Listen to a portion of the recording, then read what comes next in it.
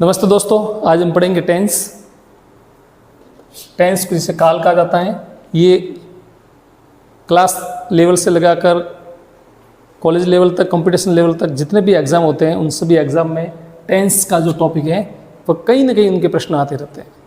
तो टेंस का जो टॉपिक है बहुत ही इम्पोर्टेंट है और पूरी जो ग्रामर है, ग्रामर का जो स्ट्रक्चर है वो पूरी इसके ऊपर डिपेंड है। तो इसकी शुरुआत हम करते हैं कि जो टेंस है ये मुख्य रूप से 3 टाइप्स होते हैं। इसके 3 टाइप्स होते हैं। ये हमने क्लासों में पढ़ा है। इसमें पहला टाइप्स है प्रेजेंट टेंस, दूसरा है पास्ट और तीसरा है फ्यूचर। यानी 3 टेंस इसके होते हैं टेंस के। और प्रत्येक टेंस के है वो 4 सब पार्ट होते हैं। इसमें पहला है सिंपल टेंस, दूसरा है कंटिन्यूस, तीसरा है परफेक्ट और चौथा है परफेक्ट कंटिन्यूस। यानी ये सभी टेंस है वो सभी में ये पार्ट होते हैं, simple, continuous, perfect, perfect continuous. और ये कि ये भाग इसमें भी होते हैं, सिंपल, कंटिन्यूस, परफेक्ट और परफेक्ट कंटिन्यूस। अब ये जो टेंस होते हैं, इस टेंस जो होते हैं वो इसका जो स्ट्रक्चर होता है वो इस प्रकार होता है।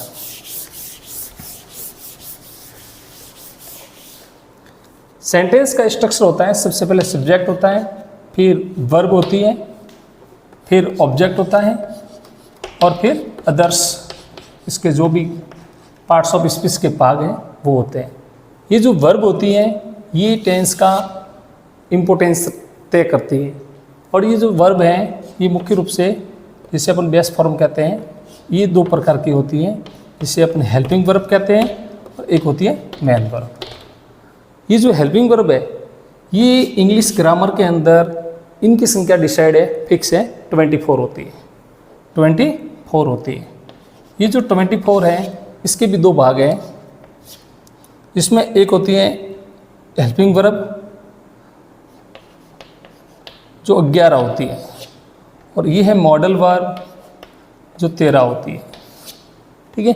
अब ये जो 11 है ये कौन कौन सी होती है, तो ये भी मैं आपको बता देता हूँ कि जो 11 है जिसे बी फॉर्म भी कहा जाता है। और ये जो होती है बी फॉर्म वो होती है इज, आर, एम, फिर है has, have, had, do, does, do, did और फिर आगे हैं वाज और वर। ये जो हेल्पिंग वर्ब है 1, 2, 3, 4, 5, 6, 7, 8, 9, 10, 11। यानी जो 11 हेल्पिंग वर्ब है ये बी फॉर्म वाली होती है। और 13 जो होती है वो मॉडल वर्ब होती है। 13 है वो मॉडल वर्ब होती है। और ये मॉडल वर्ब कौन कौन सी है तो वो मैं आपको लिखा देता हूँ यहाँ पर। जो 13 मॉडल वर्ब है जिसे अपन एम भी लिखा है modal verb, model helping verb, ये 13 है। कौन कौन सी है तो ये भी मैं आपको बता देता हूँ। Can, could, may, might, must, shall, should, will, would। फिर हम आगे लिखेंगे तो ये है डियर, यूज टू, नीड। ये जो हेल्पिंग वर्ब है ये 13 जो मॉडल वर्ब है वो इस प्रकार है। अब हमें ये डिसाइड करना है कि इसमें जो हेल्पिंग वर्ब है वह इस्तेमाल कैसे करते हैं और कौन कौन से टेंस में होती हैं, उसकी हम शुरुआत करते हैं।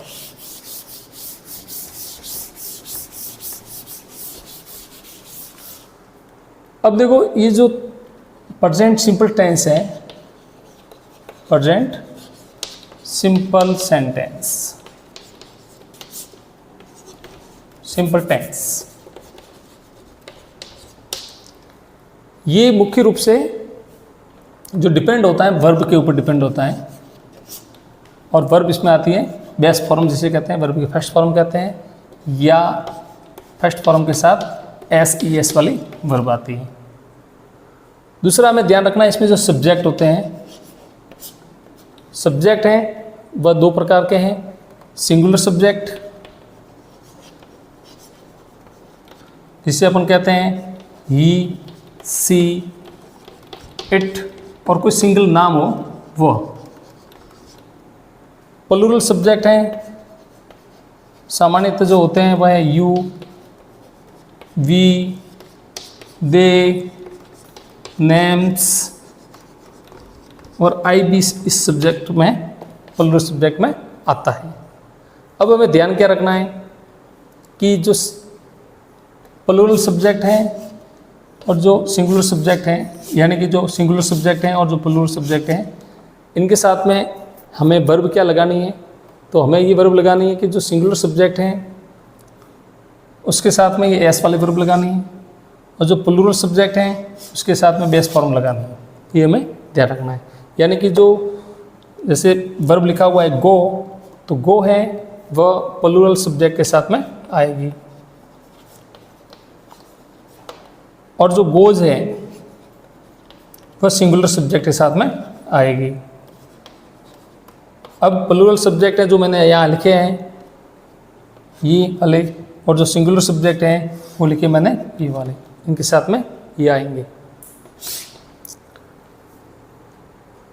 तो प्रेजेंट सिंपल टेंस में ये ध्यान आपको रखना है।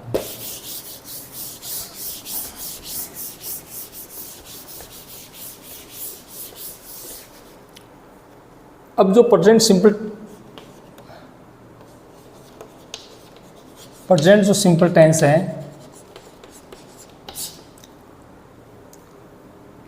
उसकी जो पहली जो पहचान है हिंदी के अंदर,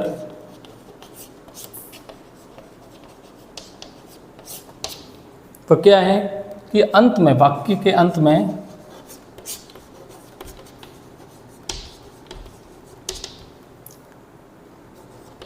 ता है, ती हैं, ते हैं, आते हैं।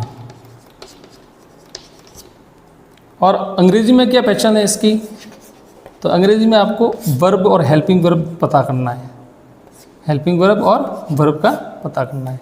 तो इसमें जो वर्ब है डू और डज, ये जो हेल्पिंग वर्ब है ये, और इसमें जो वर्ब है वो वर्ब की फर्स्ट फॉर्म और वर्ब की फर्स्ट फॉर्म के साथ एस वाले वर्ब, ये इसमें आती है।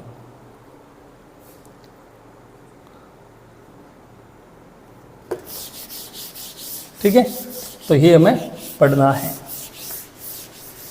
पहला यूज है सेंटेंस का, जो यूज है वो यूज क्या है कि यदि सेंटेंस के अंदर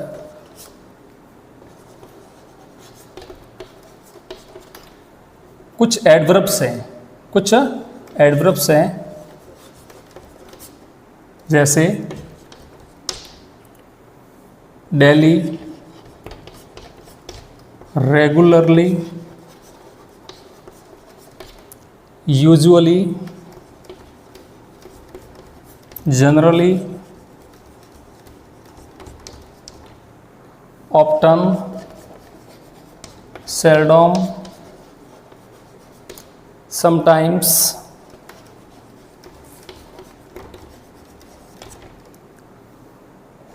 वंस ए वीक, डे या एवरी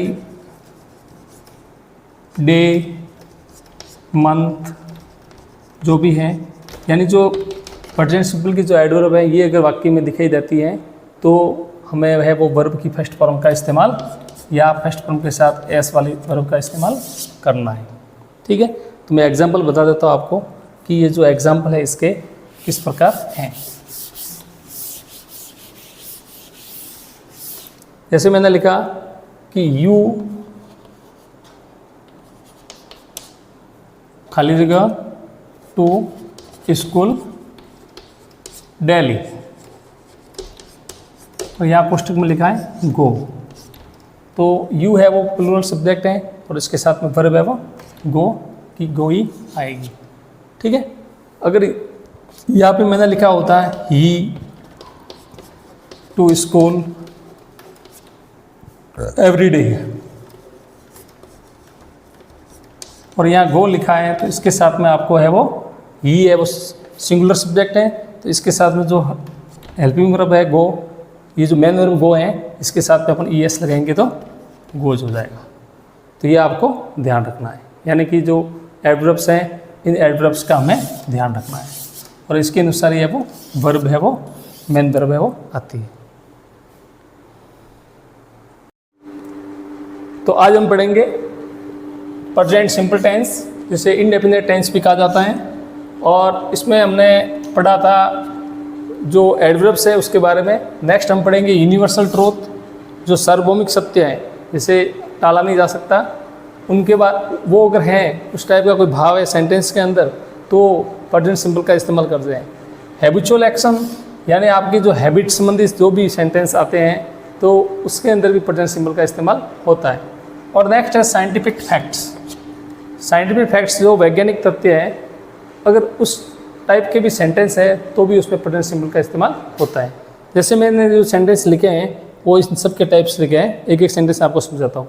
फर्स्ट सेंटेंस है द सन ब्लैक्स लिखा है इन द ईस्ट, और यहाँ लिखा है राइजेस, यानी सूर्य है वो किस साइड में राइज होता है, ईस्ट में राइज होता है। अब द सन सिंगुलर सब्जेक्ट है तो इसके साथ में वर्ब है वो सिंगुलर आएगी। सिंगुलर का मैंने आपको बताया था कि वर्ब के पीछे है वो क्या लगाना है, एस वाली, S E S I S जो भी लगता है वो। तो यहाँ पर ये राइज है, राइज का यहाँ पे हम लिखेंगे एस लगाएंगे, राइजेज हो जाएगा। तो ये है वो वाक्य सही हो गया। नेक्स्ट है द मून, फिर ब्लैंक्स लिखा है राउंड द अर्थ, और यहाँ लिखा है रिसॉल्व। तो यहाँ पे वर्ब की फर्स्ट फॉर्म के साथ में एस लगाएंगे क्योंकि द मून है वो सिंगुलर सब्जेक्ट है। तो यहाँ रिसॉल्व का होगा रिसॉल्व्स, रिसॉल्व्स, यानी इसके पीछे एस लगाएंगे। तीसरा है द अर्थ और राउंड द सन मूव, तो इसका हम करेंगे सिंगुलर सब्जेक्ट है तो सिंगुलर वर्ब आएगी, नहीं एस वाली वर्ब आएगी मूव्स। नेक्स्ट जो है वह है हैबिचुअल एक्शन, यानी कि हैबिचुअल एक्शन क्या है कि I blanks 8:05 AM in the morning get up. अब देखो आई है वो जो सब्जेक्ट है वह इसमें फर्स्ट फॉर्म वाली वर्ब आएगी बिना एस वाली, तो इसमें गेट अप का गेट अप ही रहेगा। ठीक है, फिर जो साइंटिफिक फैक्ट है ये लिखा हुआ है water, water boil 800 degree centigrade. अब वाटर यहाँ पे बॉयल्स आएगा, क्या आएगा, बॉयल्स आएगा। तो ये जो है वो फर्स्ट जो सेकंड टाइप है द यूनिवर्सल ट्रूथ, उसके लिए ये हमने कर दिया है। नेक्स्ट जो है वो मॉडल्स, यानी हमारे जो इंग्लिश ग्रामर के अंदर जो मॉडल्स हैं वह लगभग 13 हैं, 13 मॉडल हैं, और वो 13 मॉडल के साथ में हमेशा वर्ब की फर्स्ट फॉर्म का इस्तेमाल होता है, उसका यूज़ होता है। तो जो 13 मॉडल्स हैं, 13 मॉडल्स के अंदर जो मैंने कुछ 2 मॉडल बताए हैं, जैसे लिखा है आई कैन, फिर ब्लैंक्स लिखा है यू, और यहाँ ब्लैंक्स में कोष्टक में लिखा हुआ है टीच। तो टीच है, इसके साथ में जो वर्ब है वह फर्स्ट फॉर्म ही रहेगी, यानी कि टीच की टीच ही आएगी। और सेकंड है द सी कुड, फिर ब्लैंक्स लिखा हुआ है दिस वर्क और डू। तो यहाँ पर जो है वो मॉडल हेल्पिंग वर्ब है, तो यहाँ पर है वो डू का डू ही रहेगा। यानी कहने का मतलब है जितने भी मॉडल्स हैं, ये जो 13 मॉडल है, इन 13 मॉडल के बाद में हमेशा वर्ब की फर्स्ट फॉर्म का इस्तेमाल होगा। ठीक है, हमने पढ़ा था कि जो प्रेजेंट सिंपल टेंस है उसमें कौन कौन से जो रूल्स हैं उसके अनुसार वर्ब आती हैं। अब जो हम नेक्स्ट पढ़ेंगे वो पढ़ेंगे कि फिक्स्ड प्रोग्राम के लिए, यानी कोई प्रोग्राम है उसके फिक्स्ड है उसके लिए प्रेजेंट सिंपल का इस्तेमाल होता है, और जो रेगुलर एक्टिविटीज़ है उसके लिए भी प्रेजेंट सिंपल का इस्तेमाल होता है। एंड प्लान्ड फ्यूचर इवेंट्स के वाक्यों में भी है वो प्रेजेंट सिंपल का इस्तेमाल होता है। कुछ एग्जाम्पल मैंने लिखे हैं, जैसे लिखा हुआ है कि द अरावली एक्सप्रेस, एक ट्रेन का नाम है Aravali express, 8 6 AM at Jaipur arrive. और अराइव का आपको क्या करना है, प्रेजेंट सिंपल इसमें इस्तेमाल करना है। तो जो अरावली एक्सप्रेस है वो प्रेजेंट, वो जो सब्जेक्ट है वो सिंगुलर है, तो इसके साथ में है वो सिंगुलर हेल्पिंग वर्ब आएगी, यानी यहाँ पे आएगा अराइव्स, अराइव्स आएगा। दूसरा है the office from 9 AM to 5 PM, open. Office singular subject है तो ओपन्स, इसमें आएगा ओपन्स। फिर लिखा हुआ है the PM in Jaipur tomorrow, arrive, PM singular subject, arrive, तो अराइव के साथ में आएगा अराइव्स, अराइव्स आएगा।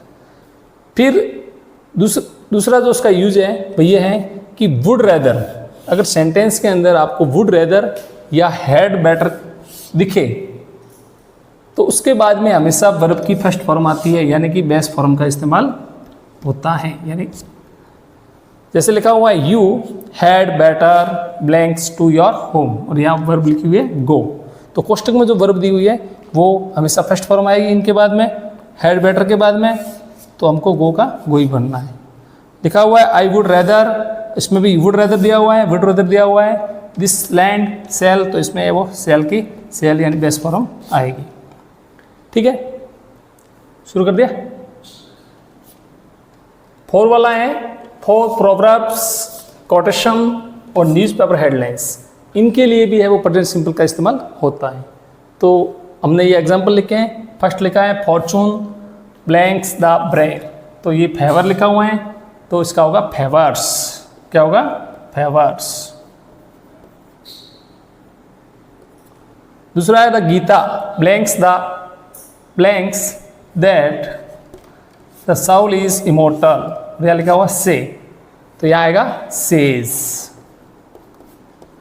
और MS धोनी जो कमेंट्री वाला है, ये अपन न्यूज़पेपर हेडलाइंस कह सकते हैं, कमेंट्रीज कह सकते हैं।